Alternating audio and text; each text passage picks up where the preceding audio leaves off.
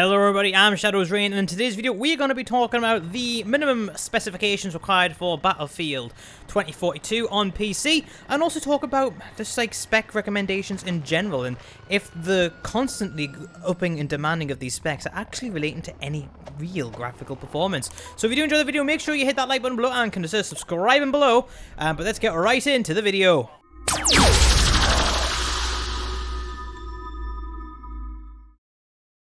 So yeah, this is obviously an upload on a Wednesday. This is what I call it, like a tier 1 upload really. Essentially it's something that I can shoot and do within an hour, so it's worth just doing it on the day. I like to save the slots for Tuesday, Thursday, Saturday for actual stuff that require a bit of production time, like heavy editing, whereas I can just slap an audio file and a bit of gameplay together for this one. Speaking of the gameplay, we are using the EBR and the FAL on the road to Obsidian.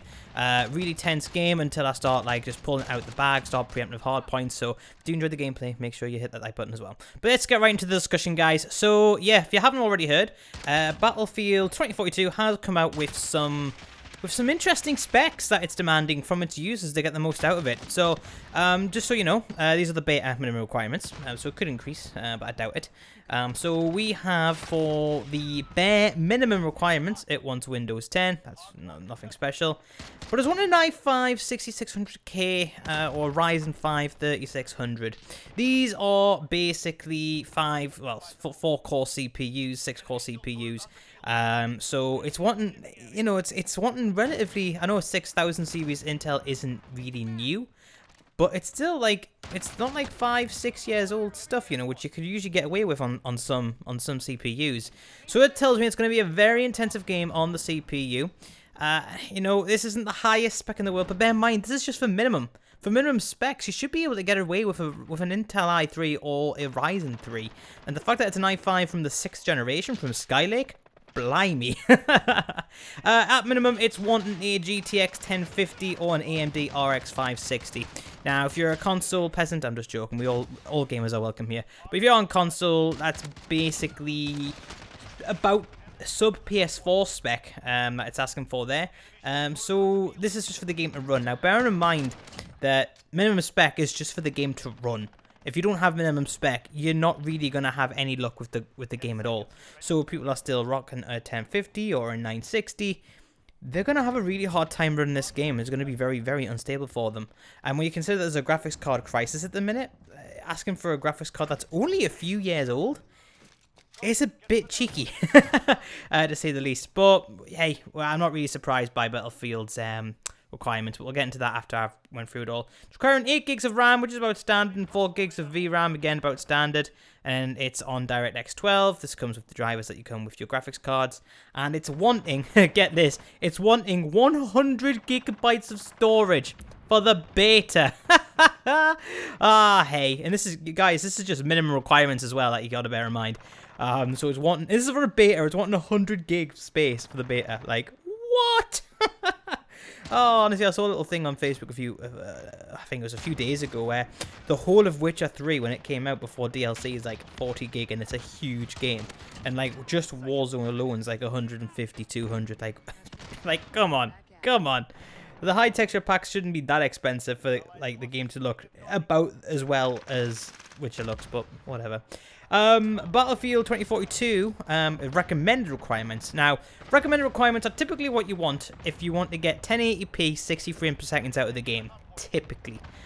So this is pretty much what the game's going to need to run optimally and to be ran how the developers, intended. This doesn't include any 144 frames, what's a ham? Frame monitors or frames per second, sorry. So yeah, this is just 1080p 60, so wow. Wow. The main thing I want to get into here is that it's asking for an i7 and a Ryzen 7. A game is asking for a Ryzen 7. Wow. This isn't City Skylines.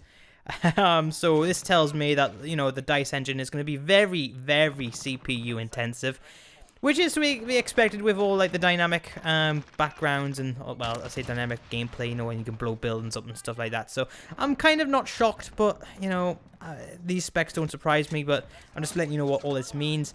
They want a RTX. Get this, an RTX 3060 recommended for 1080p 60.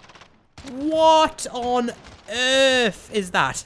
Like, straight up, there's a graphics card prices at the minute. Most people are still stuck on their 2060s, their 1080 Ti's, you know, because you can get them for a good price, or 2070s. So a 2070 is around the 360 spec. 3060 is better in some areas. So, especially that's an RTX card. Now, I can only assume it wants the RTX 3060 for ray tracing. I've got to assume that's the case. In which case, I'm going to guess that you can turn RTX off and actually get away with a 2060 or lower. So we'll have a little look and we'll see what's going on with that. And it's also asking for the equivalent of an AMD Radeon RX 6600 XT, which again is a mid to high range graphics card, like mid-range graphics card, but high range in price. You know how it goes, guys. You know how it goes. It's wanting. It wants 16 gigs of RAM. Wow.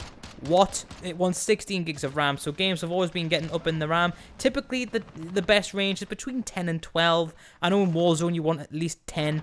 You know, to be wanting 16 is a bit ridiculous. But again, this could be down to ray tracing and the fact that it's got a lot more going on with the CPU behind the scenes as well. It wants 8 gigs of VRAM, which is what most 3070s are running at this current point in time. It really wants a lot of VRAM. Also running on DirectX 12. Now, the storage for the recommended requirements. This is what tickles me. Not only does it want 100 gigabytes, it wants it on an SSD.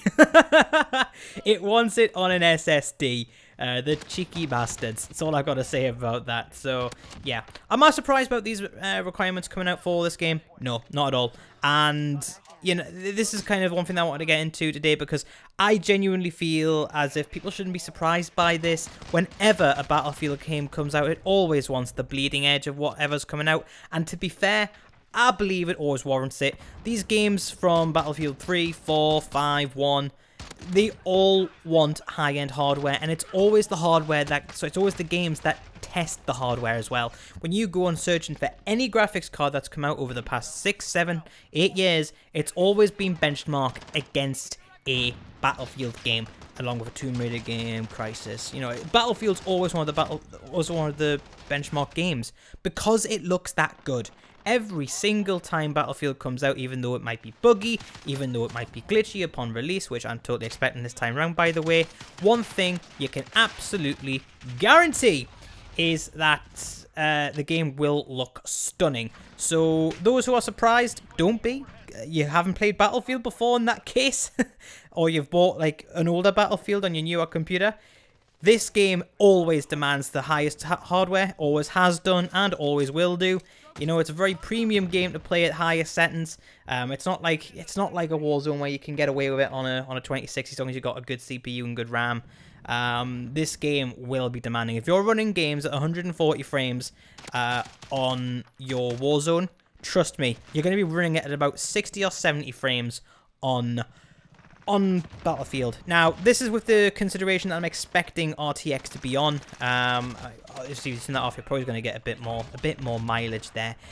So we're going to see what happens with that. But yeah, very interested to see that. But yeah, guys, as I mentioned before, I'm not surprised by this at all. This is totally expected. When everyone started booting off about it, I'm like, yeah, well, what's new? So that's kind of just how I genuinely feel about it. You know, it's just not surprised. But I feel that Battlefield can justify this, but most other games that are demanding high-spec graphics, are the graphics getting that much better as time goes on? Are they really? When the biggest upgrade to graphics lately has been Shadows, then, you know, and it's demanding like 30% of your performance, we know we're starting to like get into the meat and bones of what's required, you know, and by that I mean we're starting to go past the point where we need like to spend loads more money for less benefits. I believe there's a term for that. We're past the point of diminishing returns. That's the point I was looking for when it comes to hardware. So games have been looking absolutely amazing for the past 2-3 years, and it's, you know, games are wanting just to throw more tech in there, which are very subtle differences which eat up a lot of memory. So this has been normal for the past few years really, and I think this is going to be no different.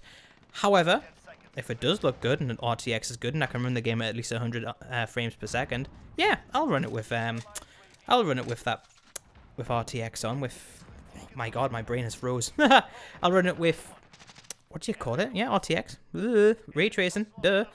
So yeah, I'll give that a little bit of a go. But guys, hope you enjoyed the gameplay. Hope you enjoyed the video. Like I say, this isn't cast as a full upload because, like I say, it's just something that I can talk over. Let's do a little game multiplayer and get that on. But tomorrow we're going to have a Road to Obsidian episode for the EBR. Which is always fun, because I've been getting a lot of that today. I do actually want to get Obsidian. I know I'm going to get Obsidian. It's going to be done. But, you know, it's my mistake to making it. So, guys, if you did enjoy the video, make sure you hit that like button below and consider subscribing if you are new here. But also, let me know what you think this game's going to be like. Do you think it's going to be bugged to all hell on launch? Do you think it's going to be graphically amazing? Or do you think it's going to be run-of-the-mill meh, like the past 2 Battlefields? Let me know in the comment section below, guys. Till then, I've been ShadowsRain. You guys have been amazing. I'll see you in the next video. Peace! Overhead. Hard point contested. Enemy's got the hard point. Enemy at the restaurant. Go, get to the next one.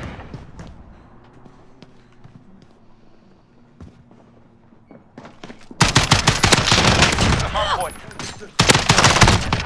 Fire over here! Enemy location area.